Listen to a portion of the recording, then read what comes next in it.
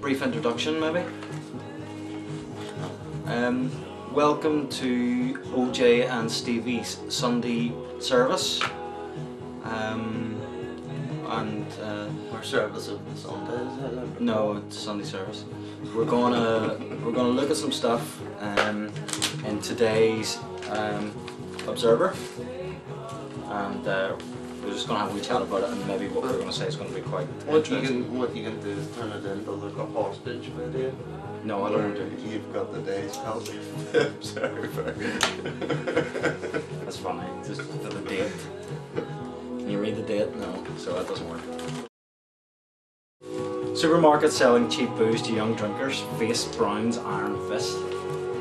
Crackdown in supermarkets to sell cheap drink to young people has been considered by Gordon Brown to tackle the binge drinking culture. What do you think? Do you think that booze being cheap is helping people to drink more, or is it because people are going to buy drink no matter what the price?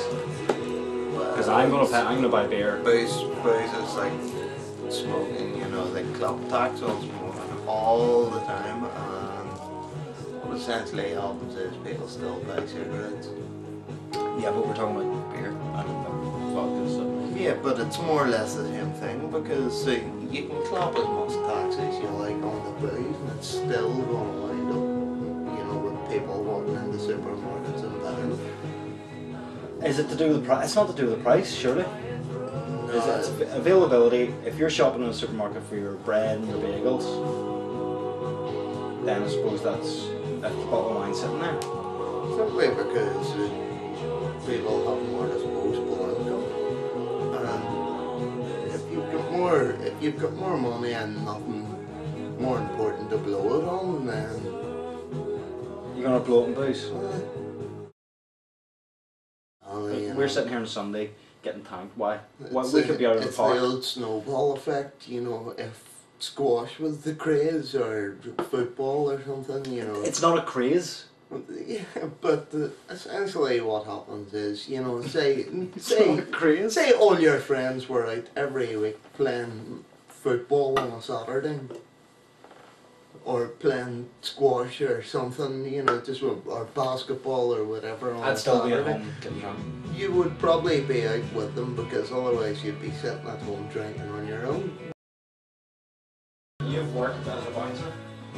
Worked as a bouncer, yeah, and people that are plastered, you know, normally they would probably not say boo to a goose, so to speak, whereas they get a couple of beers down their neck and they think they're Razor Ramon, or whoever the latest wrestler is, so, you know, they will very quickly take a swing at you, but what they have...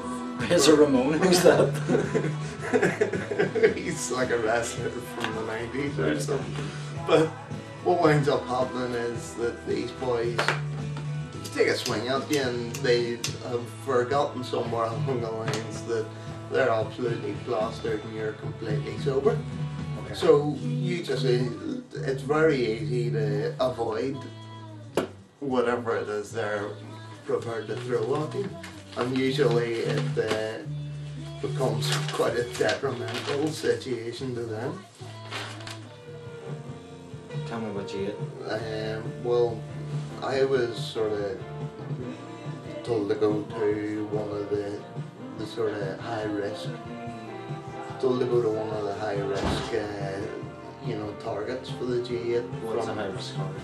It was a place called Brown's Restaurant. It was going to be hit. But why is it high risk? It's a restaurant. Because it's hit by what? It's quite a high class restaurant. Hit by what? The drunkards. On the G8 there was the Anarchist March on Monday, and they're the ones that generally ransack McDonald's and Burger King and stuff like that. But because G8.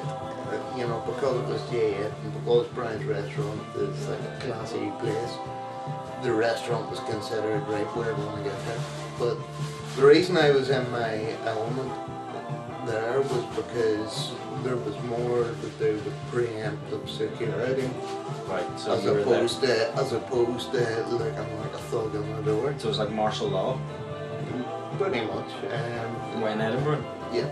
And later on that day we had a bit of a free-for-all with the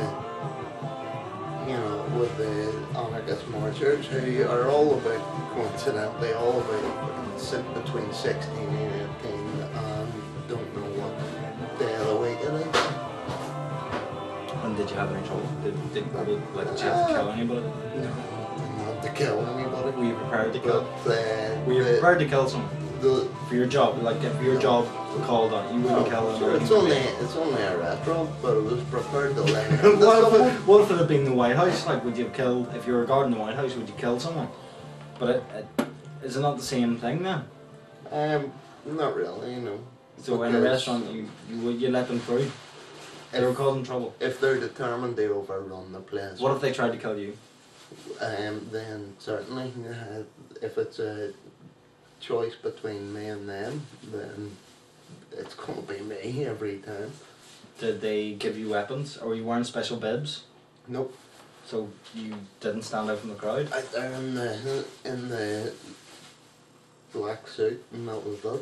But luckily the local police weren't really too interested in whether or not you were going to slap a few people. They were more interested in the kids that were causing trouble. But if, say for example, you're standing there at Brown's, right, and these drunk people went in to get their dinner. They're not drunk, they're just thugs. Oh right, anarchists? Right. That's not thuggery. Well, they call themselves the anarchists, but They're thugs? They're thugs. Are they drunk? Are they Well, on drugs? probably, Are they all you know. hippies? Are they like eco warriors? Well, the ones that we laid into seemed to have transported themselves over from Italy or somewhere like that, which is really entertaining because they're. So you're entertained by this? Yeah, because they're really brittle until someone starts cracking their heads full.